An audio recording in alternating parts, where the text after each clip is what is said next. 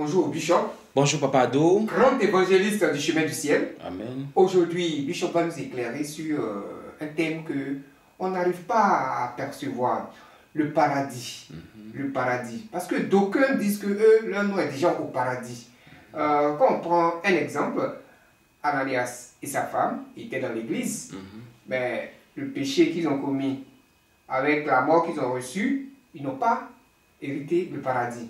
Alors que quand on prend le bandit à la croix, malgré qu'il a fait de mauvaises choses, au dernier moment, Jésus-Christ, notre Seigneur, a permis qu'il soit au paradis.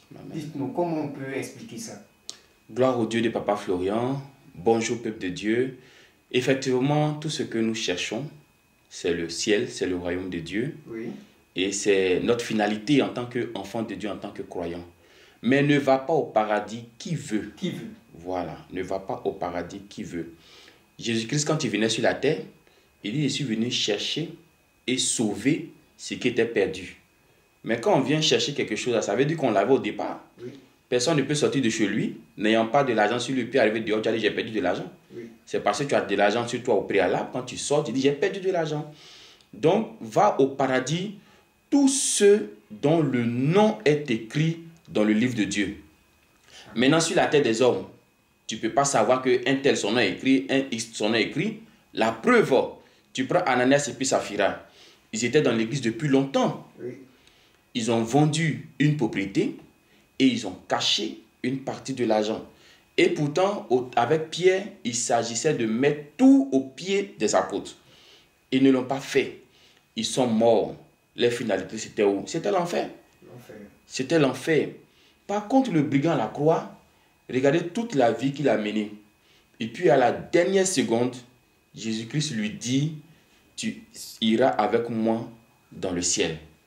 Ça veut dire simplement que ce brigand à la croix là, son nom était déjà marqué là-bas. Son nom était déjà marqué. Ananias et Saphira, leurs noms ne sont pas marqués là-bas.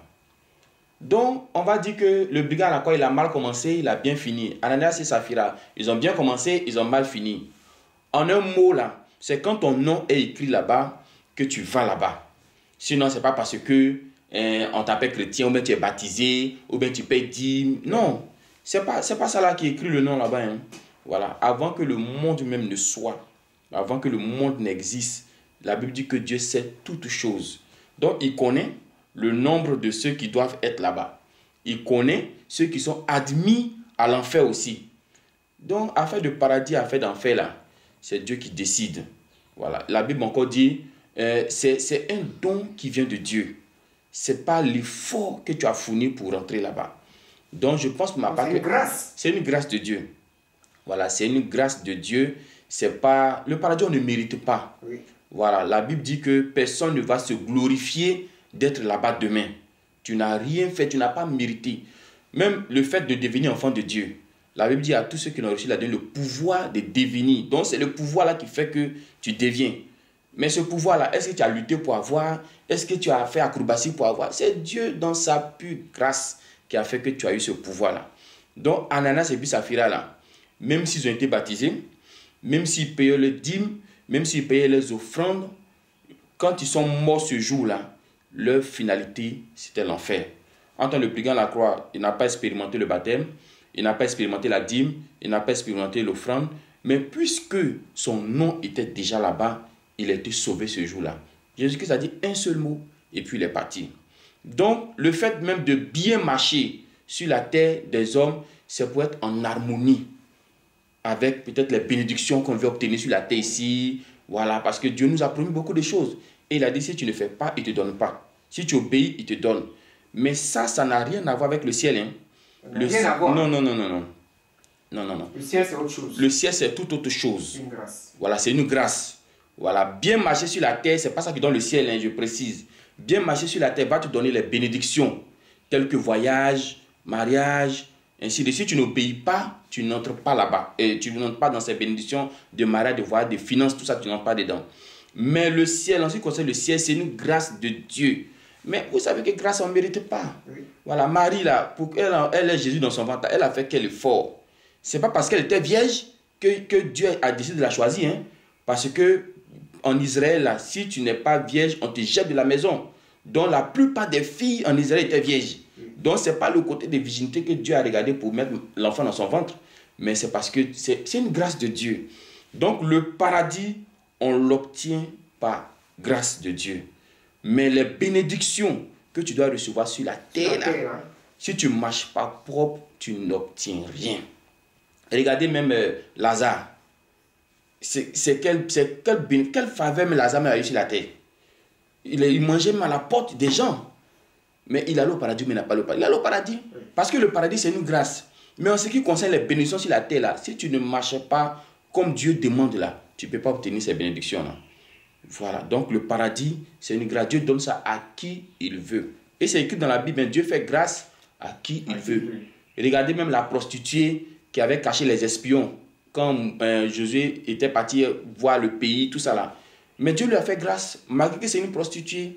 Voilà. Donc, bien aimé, on s'accroche à Dieu pour recevoir ses grâces, ses bénédictions, voilà, pour être en harmonie même sur la terre, avoir même la... Regardez par exemple la longévité là. Ce n'est pas la prière qui donne la longévité. Oui. La longévité, c'est le respect des parents.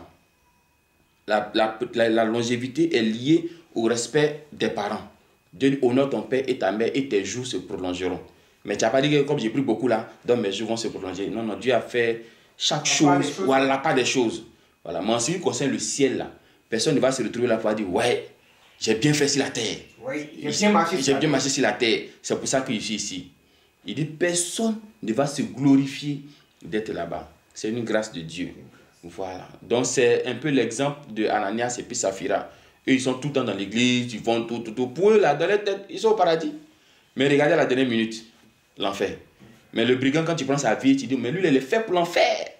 Mais à la dernière minute, ça t'étonne qu'il est au paradis. C'est pourquoi Jésus-Christ a donné une parabole. Il dit, ça va vous étonner que les prostituées vont vous dévancer au paradis. Quand tu vois prostituée, là, tu te dis, c'est enfer direct. Oui.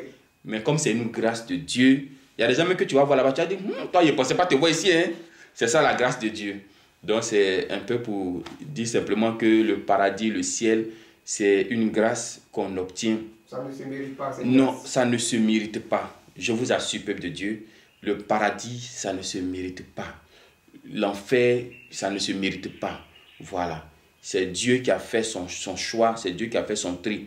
Si quelqu'un pense que c'est lui sa volonté qui peut le conduire à l'enfer ou qui peut le conduire au paradis, je vous dis que c'est la volonté de Dieu qui s'accomplit sur la terre. Oui. Et c'est écrit que qui dira qu'une chose arrive sans que l'Éternel l'ait ordonné?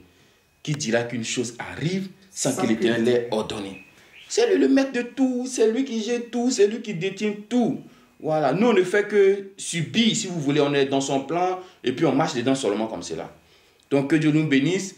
Je crois que nos frères de chemin d'ici, on va se retrouver au paradis. Voilà, par la grâce de Dieu. Merci d'être venu nous entretenir et que Dieu continue de nous éclairer. Amen.